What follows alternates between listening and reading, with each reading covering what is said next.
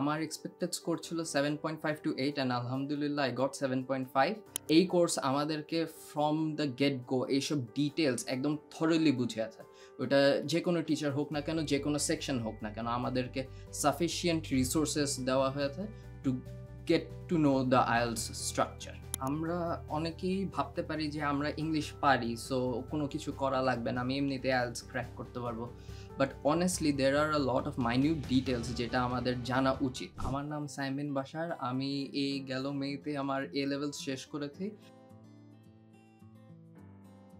আমার expected score ছিল 7.5 to 8 and আলহামদুলিল্লাহ I got 7.5। About my experience from the get-go, it was very good. From each of the teacher to each of the class, everything was perfect. টিচাররা যেরকম আমাদেরকে individual attention দিয়েছেন, ওটা আমাদের কোনো সমস্যা হোক, কোনো কোয়েশ্চেন হোক, এভরি সিঙ্গল স্লাইডের পর আমাদেরকে যেভাবে ইন্ডিভিজুয়ালি আস্ক করতেন, এই অ্যাটেনশনটা খুবই এসেনশিয়াল ছিল। আমরা অনেকেই ভাবতে পারি যে আমরা ইংলিশ পারি, সো কোনো কিছু করা লাগবে না, আমি এমনিতে আইএলটিএস ক্র্যাক করতে পারবো। But honestly there are a lot of minute details যেটা আমাদের জানা উচিত। এটা ইংলিশ ভাষাটার ক্ষেত্রে হোক কি আইএলটিএস ইন জেনারেল হোক। অ্যান্ড এই কোর্স আমাদেরকে ফ্রম দ্য গেট গো এইসব ডিটেলস একদম থরলি বুঝিয়েছে। ওটা যে কোনো টিচার হোক না কেন, যে কোনো সেকশন হোক না কেন, আমাদেরকে সাফিসিয়েন্ট রিসোর্সেস দেওয়া হয়েছে to get to know the IELTS structure. আমার লিসেনিংয়ে এর সাথে 8.5 and রিডিংয়ে 7।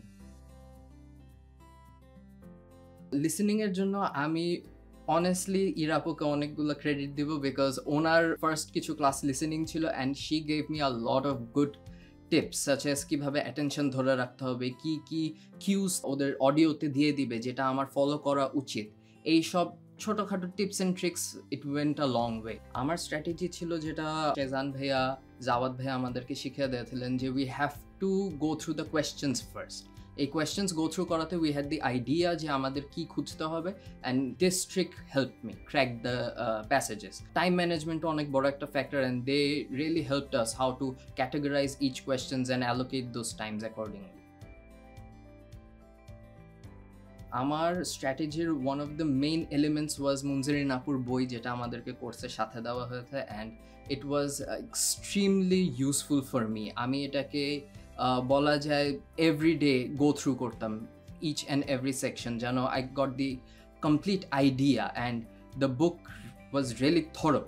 It helped me understand the each and every single section of IELTS. So আমার মেইন অ্যাটেম্পটই ছিল যে এই বইটাকে কমপ্লিটলি গো থ্রু করা। This book did not consider যে আমি কি ইংলিশ মিডিয়াম না বাংলা মিডিয়ামের, সো এটা গেট গো থেকে ধরে নিয়েছে যে আমি ইংলিশ জানি না। From the simplest thing to the most complex factor, আমাদেরকে প্রতিটা জিনিস উনি সেম ওয়েতে কনসিস্টেন্টলি ওই বইতে প্রেজেন্ট করা।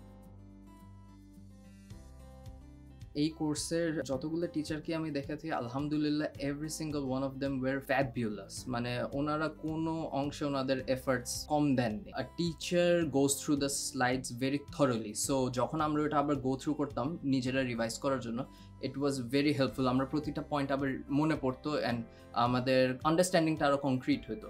And lastly I would say the intensive care, the one-on-one sessions provided with the teachers, এটা অনেক বেশি হেল্পফুল ছিল। আমাদের ডাউটস যেগুলো ক্রিয়েট হতো, এগুলো আমরা সবসময় ক্লাসে বলতে পারতাম না, এটা আমরা one-on-one যখন বলতে পারি, আমরা আরও খুলে মনের কথাটা বলতে পারি, কনফিউশনগুলো ক্লিয়ার করতে পারি। সো এই জিনিসটা অন্য কোথাও প্রোভাইড করা হয় না। So these war the USPs you could say.